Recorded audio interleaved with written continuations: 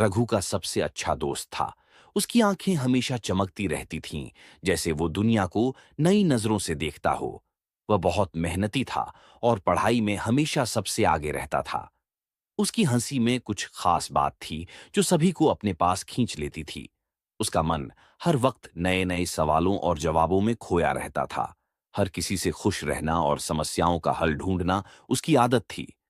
मीना मीना एक बहन जैसी दोस्त थी। उसकी आंखों में सजीवता थी और मुस्कान हमेशा उसके चेहरे पर बिखरी रहती थी। वह न केवल एक अच्छी छात्रा थी, बल्कि हमेशा दूसरों की मदद करने के लिए तैयार रहती थी। मीना को प्रकृति से बहुत प्रेम था और जब भी वह खेतों के पास से गुजरती तो उसकी आंखें उन हरे भरे पेड़ों और रंग बिरंगे फूलों पर थम जाती थीं। उसकी सोच बहुत गहरी थी और वह हमेशा शांत रहती थी, लेकिन किसी भी कठिनाई में निपटने का तरीका जानती थी। अमित अमित हमेशा मस्ती करने वाला और सबसे तेज सोचने वाला था।